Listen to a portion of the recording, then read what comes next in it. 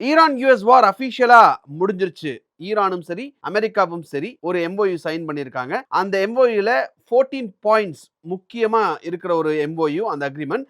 அதுல இருக்கக்கூடிய விஷயங்கள் என்னென்ன அப்படிங்கறத I will explain you what it is very simply. So first one, போர் முடிஞ்சிருச்சு. இரு நாடுகளுக்கும் இடையில இருக்கக்கூடிய போர் அப்படிங்கிறது இப்ப கம்ப்ளீட்டா முடிஞ்சிருச்சு. எங்களுக்கு இடையில இனிமேல் எந்த சண்டையும் கிடையாது, இனிமேல் வார்லாம் கிடையாது. லெபனான் உட்பட அங்க நடந்துட்டு இருக்கக்கூடிய சண்டை எவ்ரிதிங் வில் பி ஸ்டாப்ட் அப்படின்னு சொல்லியிருக்காங்க. அதுதான் ஃபர்ஸ்ட் பாயிண்ட் இந்த அக்ரிமெண்ட். ரெண்டாவது, ஒருத்தர் விஷயத்துல இன்னொருத்தர் இனிமேல் நாங்க தலையிட மாட்டோம். யுஎஸ் ஆகட்டும் ஈரான் ஆகட்டும், எங்க விஷயத்தை நாங்க பார்ப்போம், அவங்க விஷயத்தை அவங்க பார்த்துக்கிட்டோம். அவங்க பிரச்சனையை பார்த்துப்பாங்க. யாரும் யார் விஷயத்துல இனிமேல் தலையிட மாட்டாங்க. இது ரெண்டாவது பாயிண்ட். மூணாவது பாயிண்ட், ஃபைனல் டீலுக்கு இன்னும் 60 நாள் டைம் இருக்கு. இப்ப சைன் ஆயிருக்கிறதுன்றது வெறும் மெமராண்டம் ஆஃப் அண்டர்ஸ்டாண்டிங். இது ஒரு ஆரம்ப கட்ட ஒப்பந்தம் மட்டுமே.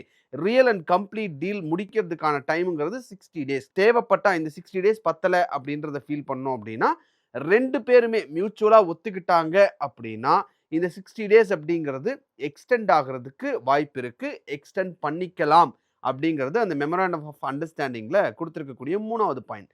நாலாவது விஷயம், சீவே பிளாக்கேஜஸ் எல்லாத்தையும் கம்ப்ளீட்டா நாங்க ரிமூவ் பண்றோம் அப்படின்னு யுஎஸ் ஒத்துட்டு இருக்காங்க. யுஎஸ் ஈரானுடைய அந்த கடல் வழியில போட்ட எல்லா நேவல் பிளாக்கேட் எல்லாத்தையும் கம்ப்ளீட்டா ரிமூவ் பண்றேன்னு சொல்லியிருக்காங்க. அந்த ரிமூவல் அப்படிங்கிறது இப்பவே தொடங்கும் அப்படிங்கறத சொல்லியிருக்காங்க. 30 நாட்களுக்குள்ள அந்த நேவல் பிளாக்கேட் அப்படிங்கிறது கம்ப்ளீட்டா ரிமூவ் பண்ணப்படும். அதே நேரத்துல ஈரானும் வாருக்கு முன்னாடி ஷிப்ஸ் எப்படி அந்த ஸ்ட்ரெய்ட் ஆஃப் ஹார்மஸ் சைட்லாம் வந்துட்டு போயிட்டு இருந்ததோ அதே மாதிரி எந்த பிரச்சனையும் இல்லாம ஷிப்ஸை வந்து அலோவ் பண்ணணும் அப்படின்ற ஒரு விஷயமும் அந்த டீல்ல இருக்கு.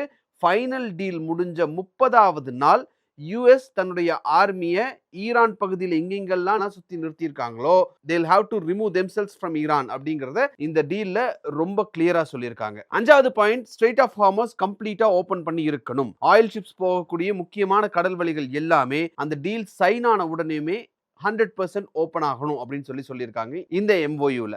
ஸோ ஈரான் அந்த வழியை சேஃபா வச்சுக்க முயற்சி பண்ணணும். ஏன்னா ஏற்கனவே அதுல மைன்ஸ் அது இதெல்லாம் போட்டு ப்ராப்ளம் இருந்தது இல்லையா, அது எல்லாத்தையும் கிளியர் பண்ணணும். 60 நாளுக்கு டோல் இல்லாம ஃப்ரீயா எந்த ஒரு ஷிப்பும் போயிட்டு வர்றதுக்கு ஈரானே ஹெல்ப் பண்ணணும். அந்த பேசேஜை ஈரானே சேஃபா பார்த்துக்கணும். மைன்ஸ் எல்லாம் இருக்கு, டெக்னிக்கல் ப்ராப்ளம்ஸ் எல்லாம் இருக்குன்றது எங்களாலையும் புரிஞ்சுக்க முடியுது.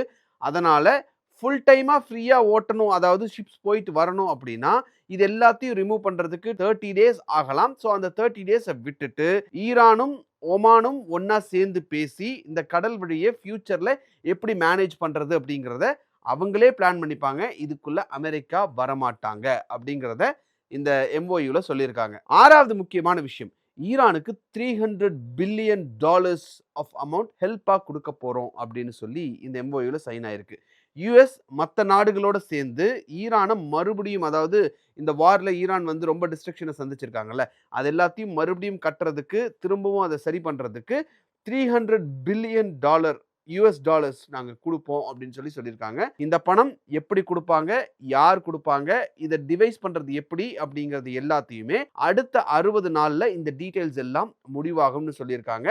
இதுக்கு தேவையான அனுமதிகள், சாங்ஷன்ஸ் எல்லாம் ரிமூவ் பண்ணணும் அப்படின்னா அதை எல்லாத்தையும் யுஎஸ்ஏ செஞ்சு கொடுக்கும் அப்படின்னு சொல்லி இந்த எம்ஓயுல சொல்லியிருக்காங்க. ஏழாவது முக்கியமான பாயிண்ட் என்னன்னா, சாங்ஷன்ஸ் எல்லாத்தையும் கம்ப்ளீட்டா primary, secondary, any type of சாங்ஷன்ஸை கம்ப்ளீட்டா நீக்கணும் அப்படின்னு சொல்லியிருக்காங்க. சாங்ஷன்ஸ் அப்படின்னா ஒரு நாடு இன்னொரு நாடு மேல போடக்கூடிய பொருளாதார கட்டுப்பாடுகள். ஈரான் மேல அமெரிக்கா அதை நிறைய பண்ணியிருக்காங்க. க்ரூட் ஆயில் விற்க கூடாது, அவங்களுடைய அசட்ஸை ஃப்ரீஸ் பண்றதுன்னு நிறைய பண்ணியிருக்காங்க. இதை எல்லாத்தையுமே ரிமூவ் பண்றோம் அப்படின்னு சொல்லியிருக்காங்க.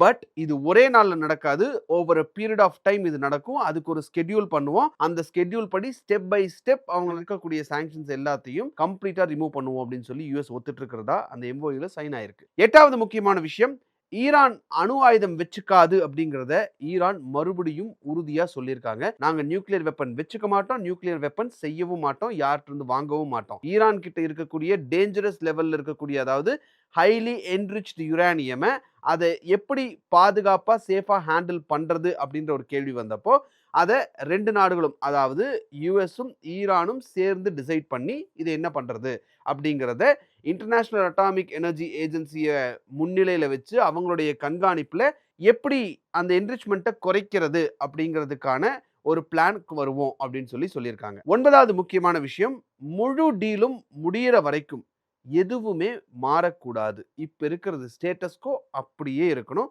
அது ரொம்ப முக்கியம்.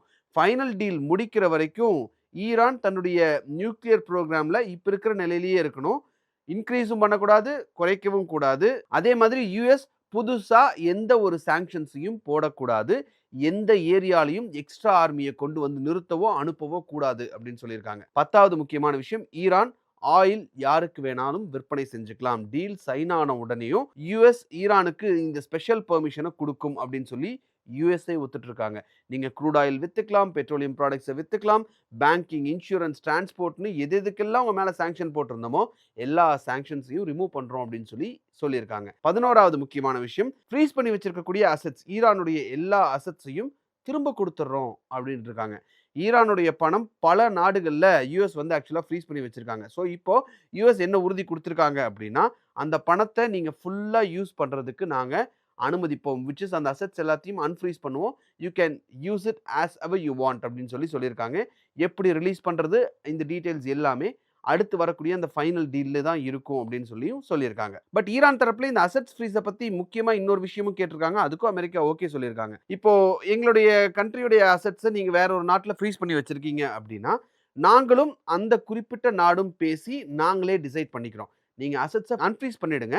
அந்த பணத்தை ஈரானோட சென்ட்ரல் பேங்க் யாருக்கு கொடுக்கணும்னு சொல்லுதோ அவங்களுக்கு கொடுக்கலாம். அதை நாங்களே டிசைட் பண்ணிக்கிறோம் அப்படின்னு ஈரான் சொல்லியிருக்காங்க. இதுக்கும் அமெரிக்கா ஓகே சொல்லியிருக்காங்க. 12வது முக்கியமான விஷயம், ஒரு கமிட்டி ஒன்று உருவாக்கப்படும். அந்த கமிட்டி தான் இது எல்லாத்தையும் கம்ப்ளீட்டா கண்காணிக்கும். யுஎஸும் ஈரானும் சேர்ந்து ஒரு கமிட்டி அமைப்பாங்க. அந்த கமிட்டி இந்த டீல் விஷயமாவோ, அந்த டீல் சரியா இம்ப்ளிமெண்ட் ஆகுதா அப்படிங்கிற எல்லா விஷயத்தையும் கம்ப்ளீட்டா கண்காணிப்பாங்கன்னு சொல்லியிருக்காங்க. 13வது விஷயம், நம்பிக்கை இருந்தாதான் அடுத்த கட்ட பேச்சுவார்த்தைக்கே மூவ் ஆகும். ஸோ இதுல ரொம்ப இன்ட்ரெஸ்டிங்கான முக்கியமான கண்டிஷன் என்ன அப்படின்னா இதை சொல்லலாம். Point number 1, 4, 5, 10, 11. அதாவது பாயிண்ட் நம்பர் 1, போர் நிறுத்தம் அமலுக்கு வருது, இதை நாங்க அபிஷியலா அனௌன்ஸ் பண்றோங்கிறது. 4வது பாயிண்ட், பிளாக்கேட், நேவல் பிளாக்கேட்ஸை கம்ப்ளீட்டா ரிமூவ் பண்றோங்கிறது. 5வது பாயிண்ட், ஸ்ட்ரெயிட் ஆஃப் ஹார்மோஸை கம்ப்ளீட்டா ஓப்பன் பண்றோம் அப்படின்றது. 10th பாயிண்ட், ஆயிலை யாருக்கு வேணாலும் செல் பண்றதுக்கான பெர்மிஷன் கொடுக்கிறது. 11வது பாயிண்ட், ஃப்ரீஸ் பண்ணியிருக்கக்கூடிய மணியை, அசெட்ஸை கம்ப்ளீட்டா ரிலீஸ் பண்றது. இது எல்லாமே நடக்க தொடங்குனா, தொடர்ந்து நடந்துகிட்டே இருந்தா அப்பதான் மற்ற முக்கியமான விஷயங்களை பத்தி அடுத்த கட்ட பேச்சே நடக்கும் அப்படின்னு ஈரான் சொல்லியிருக்காங்க. So ball is in Iran's court அப்படின்னு தான் நம்ம புரிஞ்சுக்கணும். ஃபைனல் விஷயம், 14வது விஷயம் என்ன அப்படின்னா, யுஎன் இந்த டீல் வந்து ஓகே ஆனதுக்கு அப்புறம் 60 டேஸ்க்கு அப்புறம் இந்த ஃபைனல் டீல் ஓகே ஆனதுக்கு அப்புறம் யுனைடெட் நேஷன்ஸ் செக்யூரிட்டி கவுன்சில் ஒரு அஃபிஷியலா ஒரு ரெசல்யூஷன் போட்டு இந்த டீலை கன்ஃபார்ம் பண்ணுவாங்க. ஸோ இது வந்து சும்மா ஒரு பேச்சுவாக்கில் வந்தேன் போனேன் அக்ரிமெண்ட் சைன் பண்ணேங்கிற மாதிரி இல்லாமல் இது ஒரு இன்டர்நேஷ்னல் லா படி சட்டப்படியான ஒப்பந்தமாக இது மாறிடும் அப்படிங்கிறத என்ஷூர் பண்ணுறதுக்காக இந்த எம்ஓயூவில் முக்கியமான 14th பாயிண்ட்டாக இதை வச்சுருக்காங்க. ஸோ சுருக்கமாக சொல்லணும் அப்படின்னா, இந்த வாரில் ஈரான் ஆக்சுவலாக வெற்றி பெற்றுட்டாங்க, அமெரிக்கா தோத்துருச்சு. அதை நம்ம ஓப்பனாக சொன்னாலும் சொல்லாட்டியும் அமெரிக்கா தோத்துருச்சு.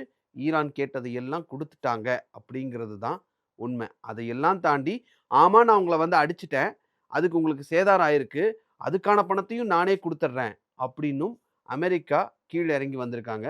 இது ஆக்சுவலாக ஹிஸ்ட்ரியில் ஈரான்ட்ட அமெரிக்கா தோத்துருச்சு அப்படின்ற ஒரு ஹிஸ்ட்ரியாக தான் இது மாறி நிற்கும் அப்படிங்கிறது தான் இப்போ இருக்கிற சுச்சுவேஷன். ஸோ இந்த ஃபைனல் டீல் முடிஞ்சு வரும்போது இந்த மெமராண்டம் ஆஃப் அண்டர்ஸ்டாண்டிங்கில் ஏதாவது சேஞ்சஸ் இருக்குமா, இல்லை அடுத்தடுத்த கட்டங்கள் இது எப்படி மூவ் ஆகும் அப்படிங்கிறத பொறுத்திருந்து பார்க்கறதுக்கு இன்னும் நமக்கு ஆக்சுவலி சொல்லப்போனால் 60 டேஸ் டைம் இருக்குது. ஸோ இந்த வீடியோ உங்களுக்கு இன்ஃபர்மேட்டிவாக இருக்குது அப்படின்னு நீங்கள் நினச்சிங்கன்னா இந்த வீடியோவை ஸ்கூல் ஸ்டூடெண்ட்ஸ் அண்ட் காலேஜ் ஸ்டூடெண்ட்ஸ்க்கு தயவு செஞ்சு ஃபார்வர்ட் பண்ணுங்கள். Let them know what is happening in the world. அந்த இந்த வீடியோ உங்களுக்கு பிடிச்சிருந்ததுன்னா இந்த வீடியோவை லைக் பண்ணுங்கள், ஷேர் பண்ணுங்கள், கமெண்ட் பண்ணுங்கள், சப்ஸ்கிரைப் பண்ணுங்கள். தேங்க்யூ.